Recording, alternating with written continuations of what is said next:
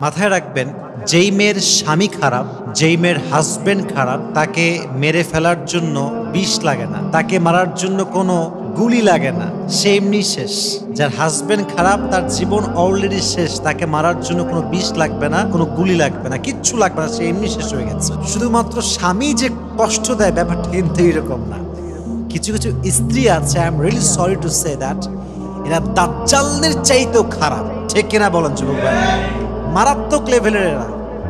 তবে এদের বিরুদ্ধে কথা বললে আবার সমস্যা, হুজুর নারী বিরোধী কথা বলে না, এইটা ব্যাপারটা আসলে এরকম না। হাজবেন্ড যখন তার ওয়াইফকে কষ্ট দেয়, আঘাত করে, আল্লাহ রাব্বুল আলামিন ওই হাজবেন্ডকে এবং তার পরিবারে কিছু গজব নাজিল করে, যার কারণে তাদের পুরো সংসারটা নষ্ট হয়ে যায়। এবং সে গজবগুলো কি কি, এবং যখন একজন হাজবেন্ড তার ওয়াইফকে কষ্ট দেয়, আল্লাহ সে হাজবেন্ডকে কোন আযাবে ফেলে, কোন পানিশমেন্টে ফেলে, এটা আমরা আজকে জেনে নেব। সকলে বলেন ইনশাআল্লাহ। তো স্বামী হাজবেন্ড যখন তার স্ত্রীকে কষ্ট দেয়, তার প্রথম যেই আযাবটা তাকে ফেস করতে হয়, সে তার সুখ কোথাও খুঁজে পায় না। এর কারণ মাথায় কি রাখবেন কারণটা? এর কারণ, সবচেয়ে বড় কারণটা হচ্ছে মাজলুমের দোয়া আল্লাহ কখনো ফিরিয়ে দেন। মাজলুমের বদদোয়া করার জন্য, আমি বারবার বলি, বদদোয়ার জন্য আমাকে হাত তুলে দোয়া করতে হবে না যে আল্লাহ অমুককে ধ্বংস করে দাও, অমুকের সেই করে দাও, শেষ করে দাও। No, it's not like that. বদদোয়ার জন্য জাস্ট হৃদয়ের একটা অনুভূতি, কষ্ট, একদম বোবা কান্না, এটাই একটা মানুষের ধ্বংসের কারণ হতে পারে। ঠিক না বলেন? শুধু স্বামী স্ত্রী ক্ষেত্রে নয়, পৃথিবীর যে কোনো প্রান্তে কোনো মানুষ যখন মানুষকে কষ্ট দেয়, আঘাত করে, আল্লাহ ওই মানুষের সুখটা কেড়ে নেয়। কারণ মানুষকে অসুখী করে, কষ্ট দিয়ে পৃথিবীর কোনো মানুষ কখনো সুখী হতে পারে নাই। ঠিক না বলেন? মানুষকে কষ্ট দেওয়া, কারো মন ভাঙা যদি ক্রাইম হতো, অপরাধ হতো, তাহলে আমার মনে হয় বাংলাদেশের কোটি কোটি মানুষের ফাঁসি হয়ে যেত। ঠিক না বলেন? তাহলে এক নাম্বারটা হচ্ছে সে তার জীবনের সুখ হারিয়ে ফেলবে। আর কারো সুখ নষ্ট করে কেউ কখনো সুখী হতে পারে। তাহলে এক নাম্বার হচ্ছে husband will lost his mental peace, সে কখনো তার মানসিক শান্তি খুঁজে পাবে না। Number one. দুই নাম্বার, এবং এটা আরো বেশি ডেঞ্জারাস, বড় আযাব এটা, যে স্বামী তার স্ত্রীকে কষ্ট দেয়, তার দুই নাম্বার আযাব হচ্ছে সে যখন মারা যাবে, তার কবরের সমস্ত আযাব মাফ হতে পারে, বাট সে যে স্ত্রী কষ্ট দিয়েছে, আযাব কখনো মাফ হবে না। এর কারণ হচ্ছে বান্দার হক হচ্ছে দুই প্রকার। এক হচ্ছে হকুল্লাহ, আর এক হচ্ছে হকুল ইবাদ। আল্লাহর হক হচ্ছে নামাজ পড়া, পড়েন নাই আল্লাহ মাফ করতে পারে। আল্লাহর হক হচ্ছে রোজা রাখা, পড়েন নাই আল্লাহ মাফ করতে পারে। বাট হকুল ইবাদ, যেটা মানুষের হক, আপনি নষ্ট করেছেন পৃথিবীর এই মাটিতে, যতক্ষণ পর্যন্ত ওই বান্দা মাফ না করবে, ততক্ষণ পর্যন্ত আপনার ক্ষমা হবে। তাহলে পৃথিবীর সবচেয়ে জঘন্য অপরাধ হচ্ছে মানুষের হক নষ্ট করা।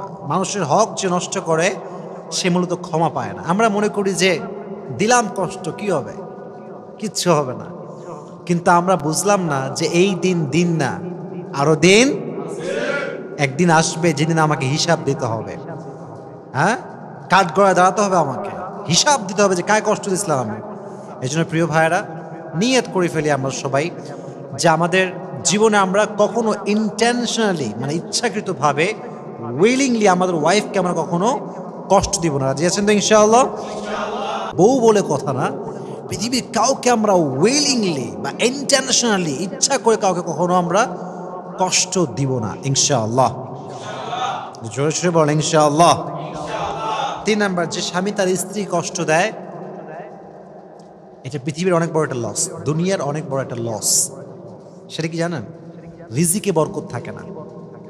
রিজিকে কোনো বরকত সে খুঁজে পায় না।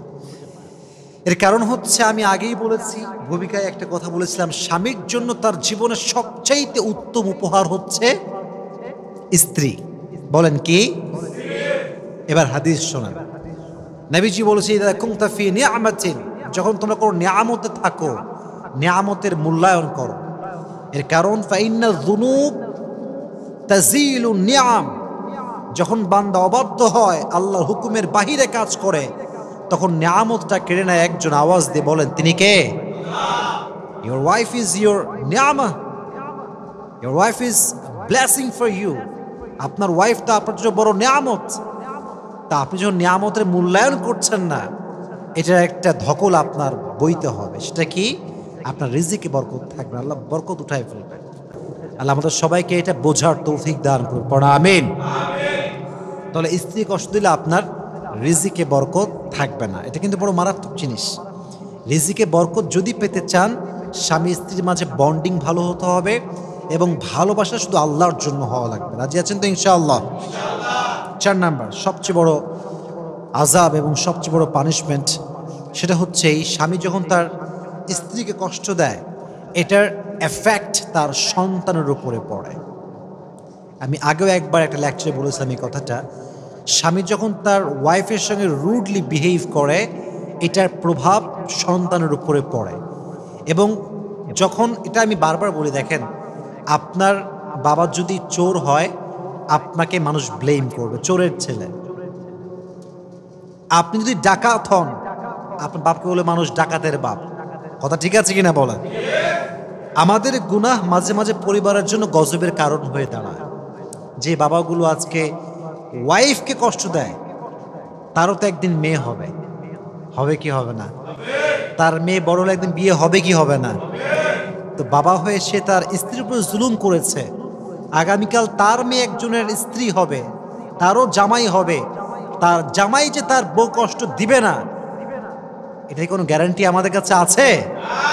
তো আমরা বাবা হিসেবে যদি এক্সপেক্ট করি যে আমাদের মেয়ে সুখী হোক, তাহলে আমাদেরকে অবশ্যই ওয়াইফের সঙ্গে ভালো হওয়া লাগবে। জৈসা করোগে ওয়ৈসা হি মিলেগা, এটা পৃথিবীর নিয়ম।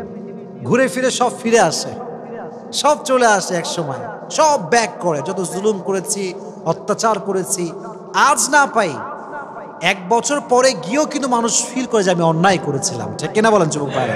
তাহলে বোঝা গেল সন্তানের উপর এটা এফেক্ট করতে পারে। তো আপনি যদি আপনার সন্তানকে জুলুম থেকে বাঁচাতে চান, স্ত্রীর সঙ্গে ভালো ব্যবহার করবেন। আমাদেরকে এটা তৌফিক দান করুন, সকলে পড়া আমিন।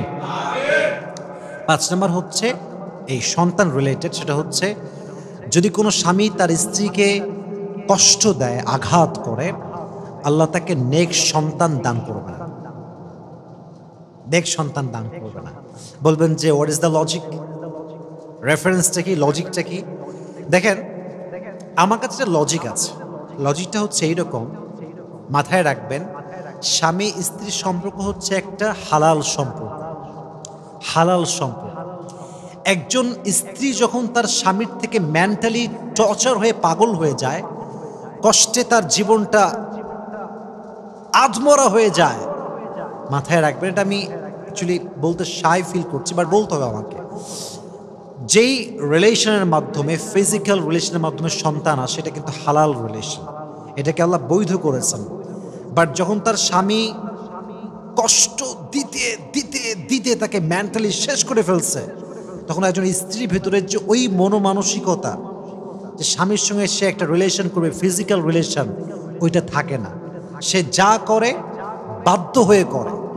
ফলে যখন সে জুলুমের শিকার, মাজলুম আসে, তার ভিতরে শান্তি নাই, স্বামী স্ত্রীর ভিতরে বন্ডিং নাই, সুন্নাহ নাই, আল্লাহর হুকুমের আদেশের পালন নাই। বলেন তো এই অবস্থায় সেই মেয়েটার যে সন্তান গর্ভে ধারণ করবে, সে কি কখনো নেক্সট সন্তান হতে পারবে? সুসন্তান পেতে চাইলে দোয়া করতে হবে এবং স্বামী স্ত্রীকে ভালোবাসতে হবে, স্ত্রী তার স্বামীকে ভালোবাসতে হবে। ঠিক কিনা বলেন? এবং দোয়া পড়তে হবে। সকলে আমার সঙ্গে পড়েন, রব্বানা হাবলানা মিন আজওয়াজিনা ওয়া যুররিয়াতিনা কুররাতা আ'য়ুন। এই দোয়া যে বেশি বেশি পাঠ করবে, আল্লাহ তাকে নেক সন্তানও দান করবেন, নেক স্ত্রীও দান করবেন। সুবহানাল্লাহ পড়েন। তাই আমরা জানলাম 5টা পানিশমেন্ট, 5টা আযাব নিয়ে। তবে মাথায় রাখতে হবে, শুধুমাত্র স্বামী যে কষ্ট দেয় ব্যাপারটা কিন্তু এরকম না। কিছু কিছু স্ত্রী আছে, I am really sorry to say that, এরা দাজ্জালের চাইতেও খারাপ। ঠিক কিনা বলেন যুবক ভাই? মারাত্মক লেভেলের এরা। তবে এদের বিরুদ্ধে কথা বললে আবার সমস্যা, হুজুর নারী বিরোধী কথা বলে না, এইটা ব্যাপারটা আসলে এরকম না।